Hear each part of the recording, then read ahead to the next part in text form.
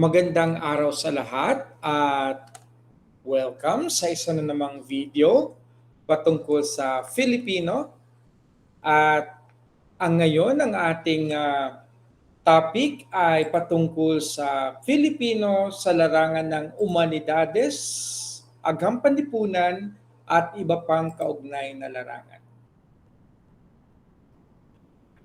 Napakasaya ng ating topic ngayon kasi ito'y aking larangan. Ito'y aking ginagamit. No, ako'y isang manunulat, profesor sa Humanidades, no? Lalong-lalo na sa kasaysayan. So ang ibig sabihin ay Filipino bilang isang wika pang Humanidades, pang Agham Panlipunan, ginagamit ko. Hindi tulad ng sa susunod nating topic, Pilipino, sa siyentipiko at sa matematika, hindi ko yun ginagamit. Ngayon, ito ang aking isa sa mga paboritong topics na aking itatackle. So, para ito sa linggong ito, at sana ay makinig kayo mabuti para sa ating mga pasulit sa darating pang mga linggo. Unahin natin ang ating description o pagsasalarawan ng Filipino bilang wika sa Humanidades, Agham Panlipunan at iba pang kaugnay na mga larangan. Ang Pilipino bilang isang larangan ay isa itong komplikadong larangan sa linguistika, sa literatura at iba pang mga aspeto ng Pilipino. At ang paggamit nito sa iba't ibang larangan. Sa ngayon, focus natin ang Humanidades, Agham Panlipunan at iba pang kaugnay na larangan.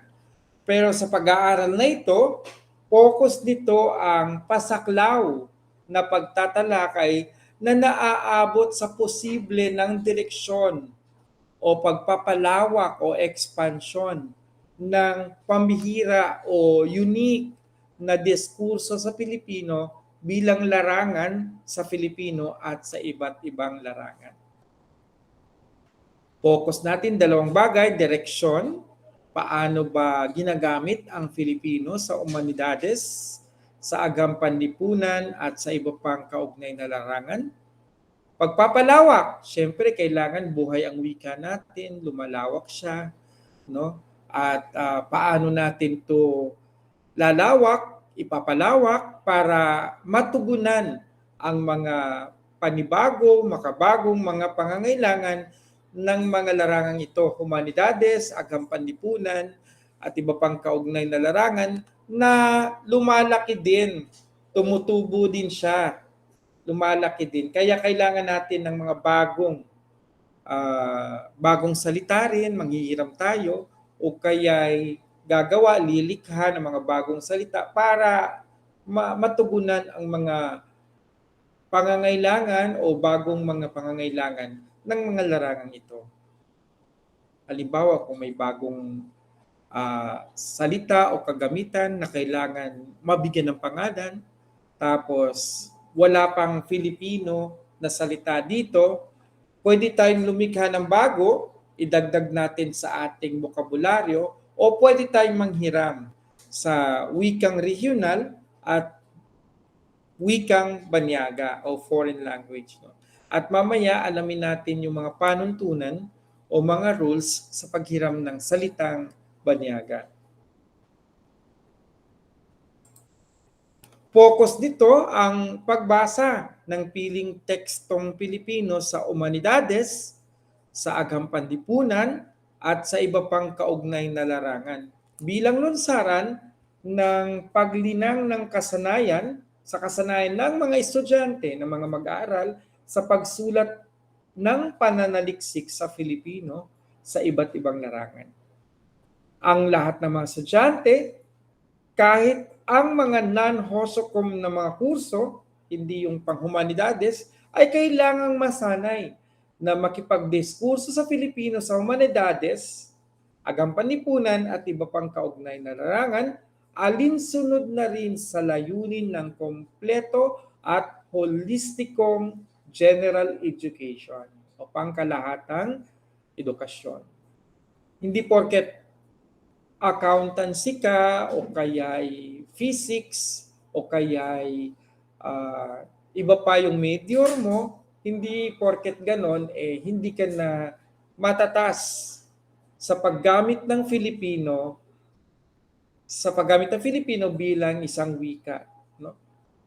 Kaya hindi kailangan HOSOCOM lang o Humanities, Social Science and Communication. Hindi kailangan ganon. Kailangan din makipagdiskurso tayo kahit iba man yung ating larangan. So puntahan natin ang Filipino sa Humanidades. Ang Humanidades ay ang mga kwento, mga ideya at mga salita na tumutulong sa atin na maunawaan ang ating buhay at ang ating daigdig. Humanidades. No? Minsan, arts and letters ang tawag nila kasi mga kwento nga ito, mga ideya at mga salita na tumutulong sa atin na maunawaan ang ating mga buhay at ang ating daigdig. No? Ipinakilala na nila tayo sa mga taong hindi pa natin nakilala, sa mga lugar na hindi pa natin napuntahan, at mga ideyang maaaring hindi kailanman sumagi sa ating isipan. Existing ito sa mga literatures, no? Yung mga literatura, kung saan ginagamitan ng imahinasyon at mga hiraya, no? Ating mga panaginip, no? Lahat ay nasa humanidades yan. No? Kaya sa pamamagitan ng pagpapakita kung paano namuhay at nag-iisip ang iba tungkol sa buhay, tinutulungan tayo ng humanidades na magpasya kung ano ang mahalaga at kung ano ang magagawa natin upang mapaganda ang sarili nating buhay at ang buhay ng iba. So ano-ano ang mga nilalaman ng humanidades? No, ito'y koleksyon o kolektibo ng mga kurso. No, kasama sa tinatawag na humanidades ang mga arts, yung humanities, no, mga literatura, no, poetry, no, pagtutula, paggagawa ng mga dula, pagsusulat ng sanaysay. No? Minsan, ang mga ito ay mula sa imahinasyon, minsan naman tungkol sa totoong buhay o totoong pangyayari. No? So, ito'y ginagamitan ng Filipino. At kung gumamit tayo ng Filipino, ay sapat ang Filipino bilang wika upang tugunan ang mga pangangailangan ng mga kursong ito. Maaari dating gamitan ng Filipino, halimbawa ang sining o arts. No? Maaring gamitan ng Filipino ang music o musika. Maaring gamitan ng Filipino ang pagsulat ng kasaysayan, pagsulat ng sanaysay, pagsulat ng nobela, pagsulat ng poetry. No? Ayan. So kahit sa dalawang uri ng sining, yung visual arts at saka performing arts. No, sa performing arts o yung sining na inaarte, no, ginagawa sa entablado, inaawit, maaaring magamitan ito ng Filipino bilang wika. No? Yung ding sining na visual o sa paningin lamang tulad ng mga paintings, mga posters, maaaring din itong gamitan ng Filipino bilang paraan ng diskurso o expression. No? Yan. Kayang-kaya ng wikang Filipino ang gamitin upang maging paraan ng diskurso sa humanidades. Sa pamamagitan ng pag-ugnay sa atin sa ibang mga tao, itinuturo ng humanidades ang mga sagot tungkol sa kung ano ang etikal at kung ano ang totoo sa ating iba't ibang mga pamana, tradisyon at kasaysayan. Tinutulungan nila tayong tugunan ang mga hamon na ating kinakaharap bilang mga pamilya, komunidad at bansa. Bilang larangan ng pag-aaral, binibigyang diin ng humanidades ang pagsusuri at pagpapalitan ng mga ideya at maaari itong interdisciplinary. So ang humanidades ay malawak talaga siya na disiplina. No? Maraming saklaw na mga courses. No? Kung matatandaan nyo yung mga courses nyo tulad ng understanding the self, social science yon, agang panlipunan.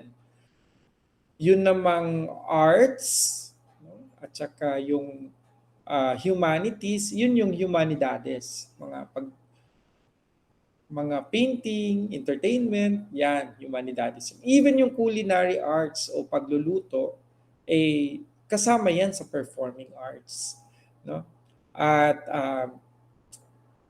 kasama yan sa tinatawag na humanidades or humanities. No? So, wala lang, naisip ko lang, balikan natin yung isang slide na sinasabing tinutulungan tayo ng humanidades, itong nasa huling paragraph, tinutulungan tayo ng humanidades na magpasya kung ano ang mahalaga at kung ano ang magagawa natin upang mapaganda ang sarili nating buhay at buhay ng iba. Personally kasi, mahilig akong magbasa ng mga nobela tuwing ako ay may oras, may bakanting oras. Mayroon ba? Mayroon ba akong bakanting oras? Tuwing ako ay mayroong, halimbawa, naghihintay ako ng bus, o kaya'y flight, o kaya'y LRT, ganyan, nagbabasa ako pasingit-singit. No? So, ang isang novel, isang buwan ko yung binabasa kasi tuwing mayroon lang bakanting oras. No? Doon sa mga novels, bubunga yun ng humanities, ano? At minsan, Filipino yung novel na binabasa ko tulad ng Luha ng Buaya ni Amado Hernandez. No? Tuwang-tuwa ako sa nobelang yun. Tapos, minsan naman yung Pinaglahuan, yun naman ang next kong binabasa. Medyo klasiko na yung binabasa ko. At nitong huli yung The Portrait of Dorian Gray by Oscar Wilde, English naman, no? Sa pagbabasa ko ng Humanidades, no, yung mga ganyan, doon ko nakukuha minsan yung mga ideya kung paano ko dinidesisyonan yung mga problema at mga suliranin sa trabaho, no? Halimbawa, sa trabaho ko, mayroon akong didesisyonan na bagay, familiar sa akin bigla yung pagkakataon o yung didesisyonan ko dahil expose ako sa pagbabasa ng mga karanasan ng iba, no? At nagagamit ko yung karanasan ng iba upang mapaganda ko ang aking buhay at ang buhay ng ibang makapaligid sa akin, gawa ngang hindi ko kailangan danasin dahil nababasa ko sa karanasan ng iba at natututo ako sa karanasan ng iba. No? Ika nga ng lumang joke sa akin, di mo kailangan maging prostitute o pokpok para alam kung ano yung nararamdaman at ginagawa ng isang prostitute. Maaari mong mabasa sa mga nobela yan, mapapanood sa mga TV, at mababasa sa mga sanaysay, kwento, komentaryo, maririnig sa dyaryo, maririnig sa radyo at dyaryo, mababasa ang kanilang mga naramdaman sa loobin at naranasan. No, lahat ng 'yan ay humanidades. No, kasi pag sinabi nating humanidades, karanasang pantao, human. No, humanidades, humanos. No, karanasang pantao, lahat 'yan. So, ang mga subjects o kurso na napapailalim sa mga karanasang pantao malawak, no? Pero lahat ng 'yan, ang commonality ay ito'y patungkol sa tao, no? Patungkol sa sarili, patungkol sa tao at ang pagganap ng tao sa palibot niya, sa kanyang pamayanan. Ayan. Okay. So, sa paggamit ng Pilipino sa humanidades, lalong-lalo na kapag mayroon tayong mga bagay na hindi na walang Pilipino. No?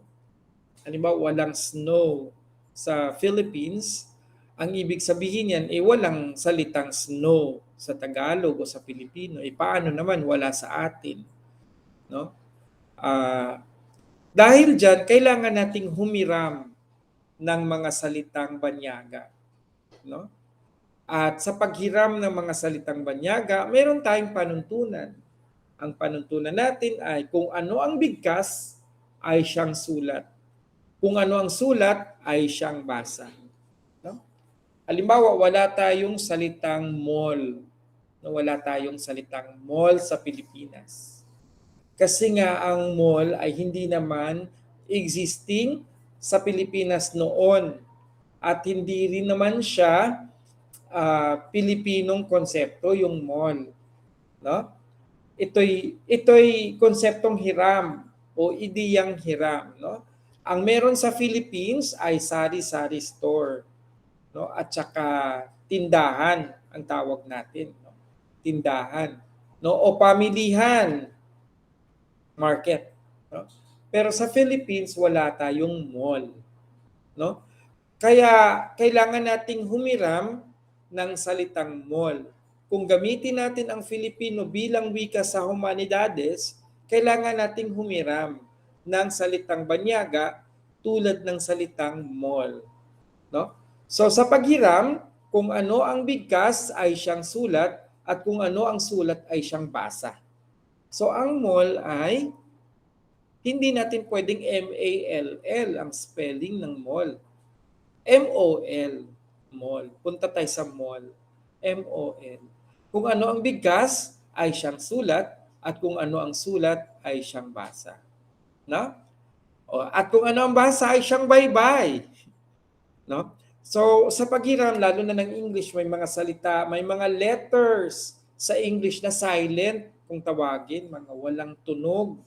No, yung W sa right, wala siyang tunog, no? Hindi natin 'yun isusulat, no? Mga silent letters sa English hindi natin sinusulat kasi ang panuntunan sa Pilipino ay binibigkas bawat letter. Kung ano ang bigkas ay siyang sulat at kung ano ang sulat ay siyang basa.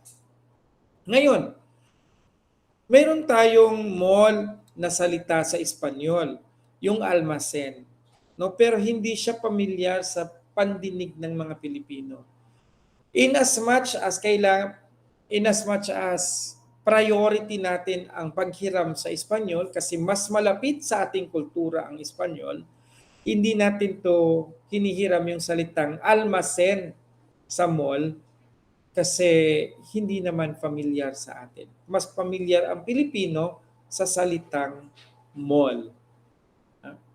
So, tandaan nyo ang panuntunan, kung ano ang basa, kung ano ang bigkas ay siyang sulat, at kung ano ang sulat ay siyang basa. At kung ano ang basa ay siyang baybay. Punta tayo sa larangan ng kasaysayan at yan yung aking paborito kasi nagsusulat ako ng kasaysayan. Ang una kong libro, nag-iisa lang pala, ay patungkol sa Asia. Sinulat ko sa Filipino talaga. At doon ko naranasan na ang Filipino ay sapat. Sapat siya bilang wika para gamitin sa diskurso ng kasaysayan. No? Madalang akong nanghiram ng Ingles sa pagsusulat ko ng Asia, no? Sa textbook ng Asia na pinublish ng University Press of First Asia, UPFA. Ginamit siya ng mga kabataan nung ako'y nalaman ko ginamit siya ng mga kabataan sa high school sa buong Pilipinas at doon ko na-realize na ang Pilipino ay sapat na tumugon sa pangangailangan ng pagsusulat ng kasaysayan at sa pagdiskurso kahit sa pagdidebate sa kasaysayan ay sapat ang wikang Filipino. Okay. So, paborito ko nga tong slide na to, gawa nga ito yung aking eksperto. Sa susunod na lecture natin patungkol sa Filipino bilang wikang pangdiskurso ng siyentipiko o science at ng sipnayan, matematika, iyon, hindi ko paborito yon. Pero ito, paborito ko to. So dito muna tayo. Sa next video na lang tayo doon sa agham at sipnayan, no? Mathematics and science. No? Okay. Sa kasaysayan at kasaysayan ng sining, arts history, ay nag-aaral ng mga pag-unlad pantao, panlipunan, pampolitika at pangkultura, gayon din ang mga aspeto ng agham panlipunan na gumagamit ng historical o philosophical na pamamaraan. So, alam natin ang history ay kwentong tao, kwentong pantao, kwento natin bilang bayan. No? Minsan, lagi nilang binibiro na ang history ay pagdudugtong-dugtong lamang ng mga talambuhay ng mga bayani at mga presidente. Ang mga presidente sa Pilipinas, pag pinagdugtong-dugtong mo ang mga buhay nila, ay kasaysayan na ng Pilipinas. Minsan, binibiro din nila na ang kasaysayan ng Pilipinas ay kasaysayan ng Maynila. No? Paano ba naman? Lagi na lang Maynila ang nababanggit sa kasaysayan ng Pilipinas. No? Pero lingid sa kaalaman nila na 60%, no? O 60 bahagdan. 60 bahagdan sa kasaysayan ng Pilipinas ay kasaysayan ng Bulacan. No? Kasi 60 bahagdan sa nangyari sa Pilipinas ay nangyari sa Bulacan. No? Tulad ng mga sa Biak na Bato, sa Malolos, no? Ayan. Dahil nga Pilipino tayo, sapat na sapat ang ating wika na wikang Filipino para maging dalumat at malapat, no, sa ating kasaysayan.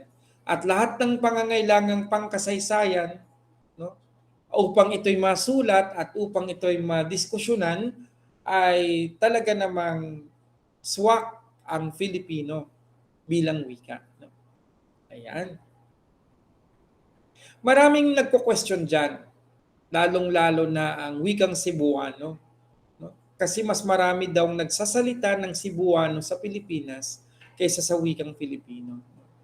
At quini-question din nila ang pagpili ng Filipino bilang pambansang wika. No? Ngunit, ito'y matagal ng issue at hindi naman nagtatagumpay. Filipino pa rin yung ating gamit, no? Maging sa ating mga transaksyon o engagement sa pamahalaan, Filipino naman talaga yung ginagamit. Tapos sa media, no, sa mga balita, lalong-lalo na sa mga TV Patrol at 24 oras, no? Ito'y mga media na makapangyarihan sa pagpapalaganap ng wikang Filipino sa buong bansa, no? Dahil sa mga naririnig natin sa dyaryo, nagkakaroon tayo ng pambansang kultura na gumagamit ng pambansang wika na wikang Filipino. So sapat at swak sa ating panlasa at hindi foreign sa ating pandinig ang mga salitang Filipino na ginagamit sa humanidades at sa agham panlipunan. Puntahan natin yung literature o panitikan. Kahapon, yung isa kong kaibigang faculty, literature, ganun daw siya, literature, panitikan. No? At linguistika, and languages, mga wika. No? Pati na rin ang ilang mga pamamaraan sa pamamahayag at araling pangkomunikasyon. No? Swak ang Filipino. No, nai-imagine ko nga paano kaya kung ituro ang English sa Filipino? No, halimbawa, sabihin natin, ang sentence. Ano ang sentence? Ay binubuo ng ganun. No, ito yung verb, no? Ito yung salitang ugat o root word. Ituturo natin yung English gamit ang Filipino. Nai-imagine nyo ba yon? yung ituturo yung English, no? Tapos yung structure ng English, ito yung noun, ito yung predicate, no?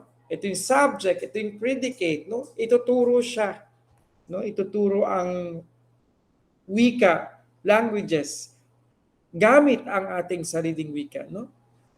Sa tingin ko effective kaysa yung English ituturo sa English, no? Nai-imagine niyo ba? Filipino ang gagamitin sa pagtuturo ng English. Magandang ano yun, methodology. Bago at maaaring masakyan natin kasi mayroon tayong tinatawag na native tongue or yung native language approach, no? Yung first tongue approach. Okay.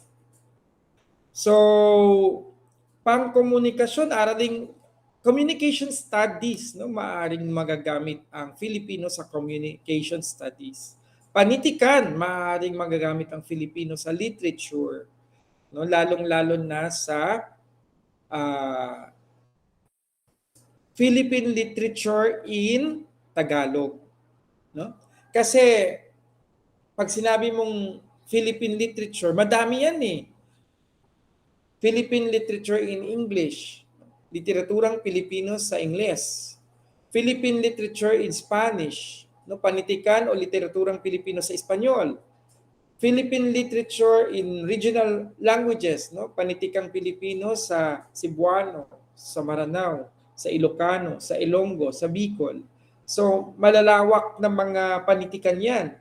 At saka Philippine literature in Kirim, no, panitikang Pilipino sa Arabic Islamic Studies, no. So marami tayong literaturang Pilipino. Paano siya ituro? Lima na kaagad 'yon. English, Spanish, regional languages, Kirim and Tagalog, no? Panitikang Pilipino sa ibang malalaking wika, no? So paano siya ituro? So maaari siyang ituro ng Filipino. Kasi ang Filipino number one, tanggap na tanggap sa mga mag-aaral. Number two, very, very adaptive ang Pilipino. Consistent pati. No? Ayan. So, kung paano natin ipapahayag o ipinapahayag at binibigyang kahulugan ng ating mga ideya at kaisipan sa ating karanasan. So, maganda at medyo meaningful ang ating wikang Filipino sa Agham Panlipunan.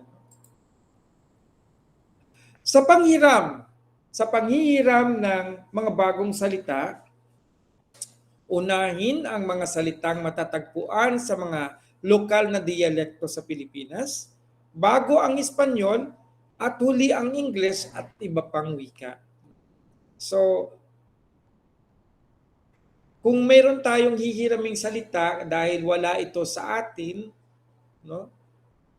Tulad ng gangsa o gong, wala masyadong gong. Gong, local dialect yon. Hiramin muna natin ang mga ginagamit ng mga katutubong Pilipino, lalong-lalo na halimbawa sa Cebuano, ganyan.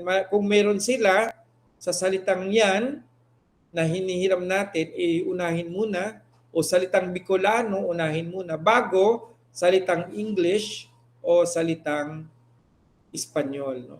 Pero Espanyol muna, bago English. Huli talaga yung English, no? Ayan. So, gago. Gago is a Spanish word. No, ang gago ay Espanyol. Gaga, Espanyol. Buang muna o baliw. Hiram ka muna sa Cebu buang bago ka humiram sa Espanyol na gago. No? Pero sa atin, nag-shortcut na tayo, diretso na tayo sa salitang gago. Ginagamit na natin, no? At saka, kung wala namang salitang ganun sa Pilipinas, kasi mababait tayo, walang gago, ganun. Crazy. Wag na yon. Medyo huling-huli na yon. No? Last priority, ang paghiram sa English at iba pang wika. So priority natin, regional dialect. Tapos, Espanyol. Tapos, huli na yung English at mas lalong huli yung iba pang wika. No? Punta tayo sa iba pang agham panlipunan, filosofiya, etika, at paghahambing ng relihiyon o comparative religion.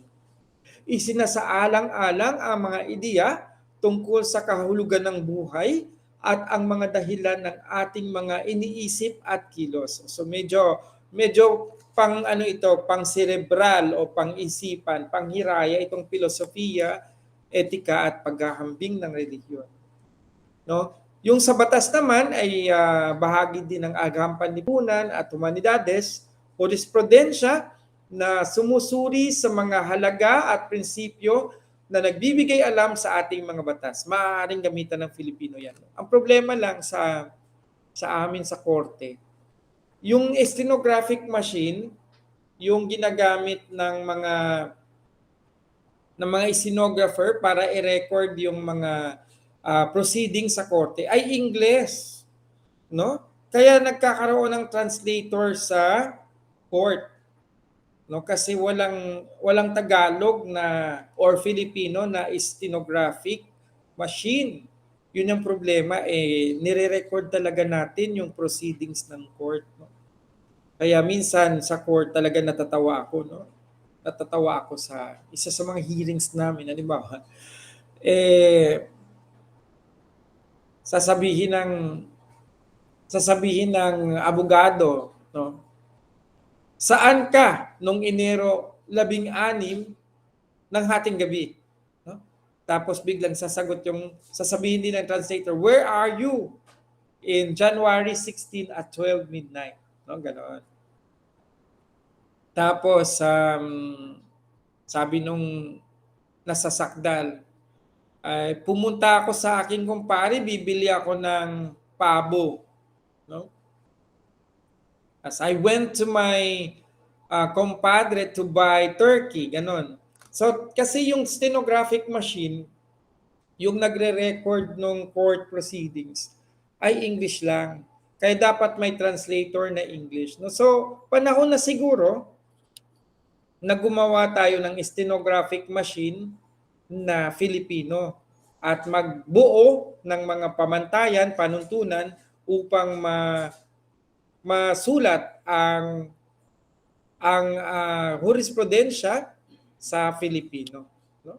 Panahon na, no? Kasi minsan yung translator nagkakamali, nagagalit si judge, no? Ayan.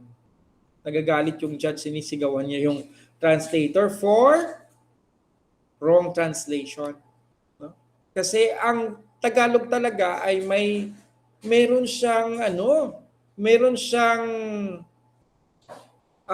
cadence na siya lang may pambihira ang wikang Filipino, may pambihira siya na hindi mo kayang i-translate or hindi ma-translate, no, sa English, no?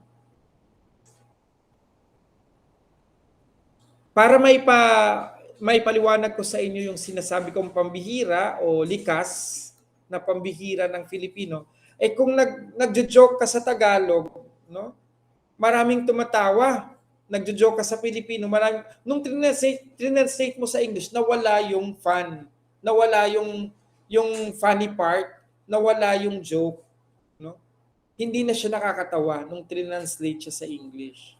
No, so may likas na pambihira ang Filipino na hindi ma-translate, Or kung ma-translate mo, nawala yung essence, no? Ayan. Critical at theoretical na mga pamamaraan at kasanayan sa sining na nagsasaliksik sa mga tanong sa kasaysayan o philosophical at sumasailalim sa proseso ng paglikha. Ayan, ginagamitan natin ng Filipino ang mga theoretical na pamamaraan or theoretical methodology ng arts, ng research, ng history, lalo, at saka ng philosophy, no? Ayan. So, sapat ang Filipino bilang wika upang tugunan ang mga pangangailangan ng mga larangang iyan. Okay? Sa pagpapatuloy, ang mga agham panlipunan ay kasing iba-iba o varied ng mga interes sa sangkatauhan. Ngunit mayroon silang pagkakahawig at pagkahumaling sa pag-uugali at mga lipunan ng tao. So, focus talaga sila sa tao, itong mga agham panlipunan.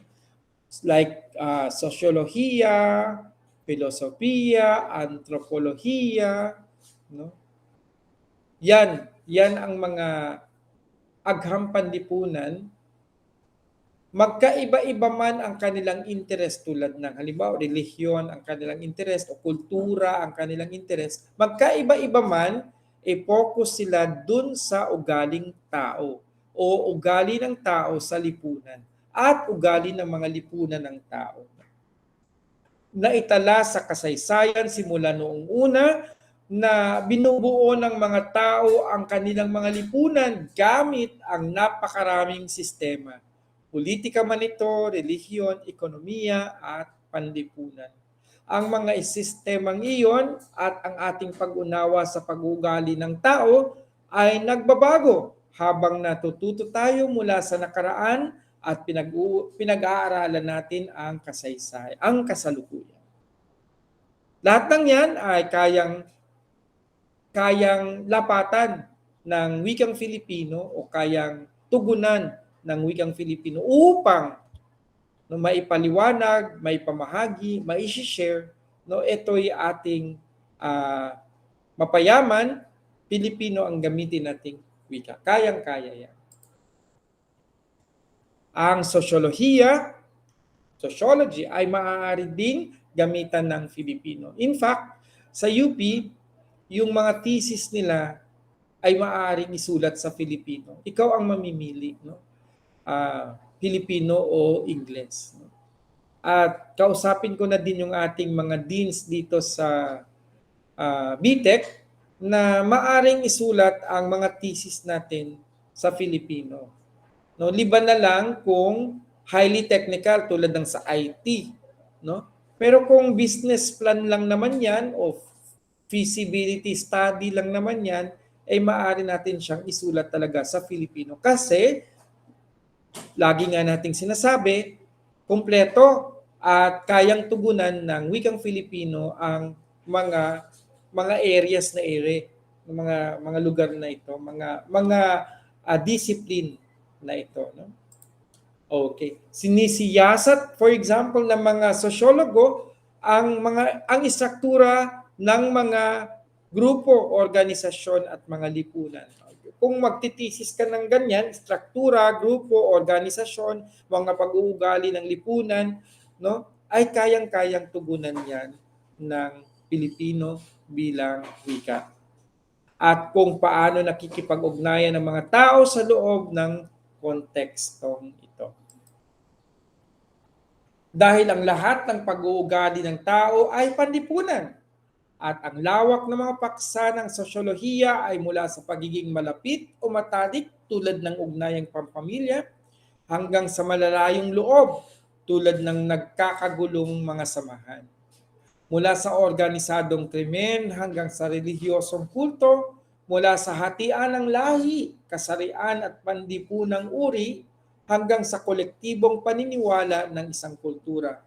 Mula sa sosyolohiya ng paggawa hanggang sa sosyolohiya ng sports.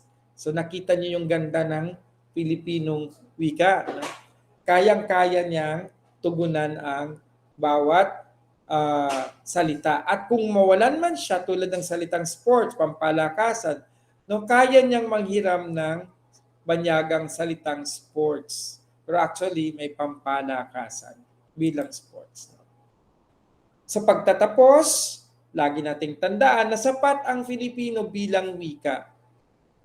Ang pagtugon sa mga pangangailangan bilang wikang diskurso sa humanities o humanidades, agham panlipunan at iba pang kaugnay na larangan. Ayan! Nagtatapos na tayo at ano ba mga pointers o mga punto na dapat nating tandaan? No? Number 1, sapat ang Pilipino bilang wika sa pagtugon ng mga pangangailangan ng diskurso Sa Humanidades, Araling Panlipunan, at iba pang mga kaugnay na larangan. Kung kulang, ay maaring maglikha ng bagong salita at kung hindi naman ay pwedeng manghiram sa wikang banyaga, pero may priority tayo. Ang priority natin ay manghiram muna sa regional na dialekto tulad ng sa Maranao, sa Cebuano, sa Bicol, sa Ilocano, sa Ilonggo, no? Regional. Bago manghiram sa Espanyol. Pagkatapos ay manghiram tayo sa English kung wala talaga sa mga nabanggit na mga wika. Pagkatapos ng English ay sa iba pa, no? Mga scientific terms, minsan direct na nating hinihiram, no? Pati spelling. Pero sa paghihiram, laging tandaan na kung ano ang bigkas sa salitang hiniram ay siyang basa at ay siyang baybay. At kung ano ang baybay ay siyang sulat. Maraming salamat at naway may natutunan kayo sa araw na ito.